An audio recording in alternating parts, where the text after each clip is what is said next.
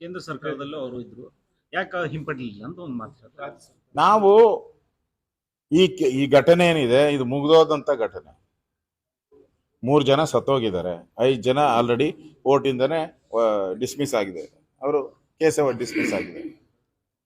ಇದು ಮುಗ್ದೋದಂತ ಘಟನೆ, ಅವಶ್ಯಕತೆನೇ ಇರಲಿಲ್ಲ. ನಾವೇನು ಅವ್ರನ್ನ ಬಂಧಿಸಿದ್ರ ಅವ್ರನ್ನ? ಇಲ್ಲಲ್ಲ. ನೀವು ಹಂಗೆ ಸುಮ್ಮನೆ ಇರ್ಬೋದಾಯ್ತಲ್ಲ. ಲಾಂಗ್ ಪೆಂಡಿಂಗ್ ಕೇಸ್ ಅಂತಿರಲ್ಲ, long L P C long pending case ಎಷ್ಟಿದೆ ಕರ್ನಾಟಕದಲ್ಲಿ?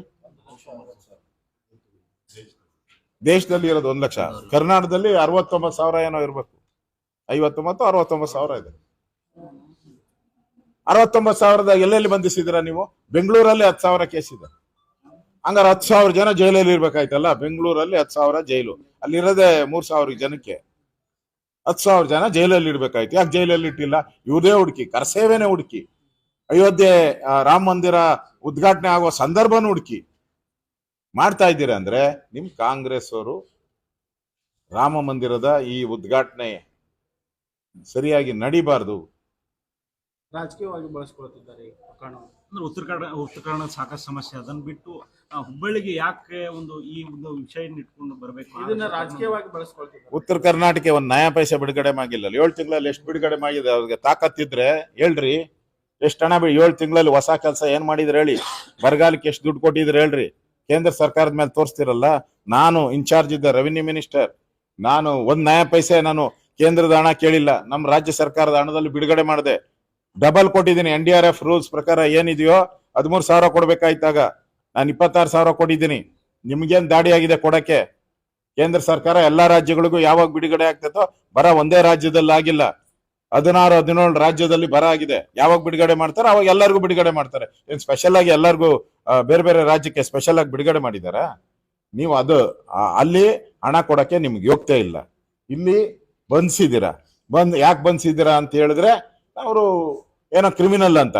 ಹಂಗಾರೆ ಕರ್ನಾಟಕದಲ್ಲಿರುವಂತ ಲಾಂಗ್ ಪೆಂಡಿಂಗ್ ಕೇಸ್ ಏನಿದೆ, 59,000 ಜನ ಇದಾರಲ್ಲ, 59,000 ಜನ ಬಂಧಿಸ್ಬೇಕಾಯ್ತು. ಯಾಕೆ ಬಂಧಿಸಿಲ್ಲ? ಯಾಕೆ ಆಟೋ ರಿಕ್ಷಾ ಡ್ರೈವರೇನ ನಿಮ್ಗೆ ಸಿಕ್ಕಿದ್ದು? ಯಾರು ದೊಡ್ಡವ್ರು ಸಿಕ್ಕಿಲ್ವಾ ನಿಮ್ಗೆ? ತಾಕತ್ತಿದ್ರೆ ಬಂಧಿಸ್ರಿ. ನಾನು ಕರಸೇವೆಗೆ ಹೋಗಿದ್ದೆ,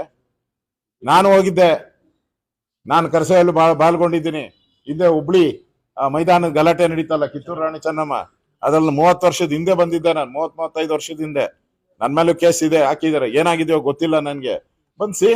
ಲೋಕಸಭೆ ಹತ್ರ ಬಂತು, ಎಲೆಕ್ಷನ್ ಗಿಮಿಕ್ ಮಾಡ್ತಾರೆ ಬಿಜೆಪಿ ಅವರು ಅಂತ ಹೇಳ್ತಾರೆ. ಲೋಕಸಭೆ ಸೋಲ್ತೀನಿ ಭಯದಿಂದ ಒಂಥರ ಹುಚ್ಚು ಕಾಂಗ್ರೆಸ್ ಅವ್ರಿಗೆ ಹುಚ್ಚಿಡಿದ ರೀತಿಯಾಗಿ ಅಲಿತಾ ಇದ್ದಾರೆ. ಎಲ್ಲಾ ಸರ್ವೆನಲ್ಲೂ ನಿಮ್ಮೆಲ್ಲಾ ಮಾಧ್ಯಮದಲ್ಲೂ ಸರ್ವೆ ಆಗ್ತಾನೆ ಇದ್ದೀರಾ. ಈಗ 4-5 ಸರ್ವೆ ಬಂದಿದೆ. ಆಲ್ ಇಂಡಿಯಾ ಸರ್ವೆ ಬಂದಿದೆ, ಸ್ಟೇಟ್ ಸರ್ವೆ ಬಂದಿದೆ. ಎಲ್ಲದರಲ್ಲಿ ಏನ್ ತೋರಿಸ್ತಾ ಇದ್ದೀರಾ?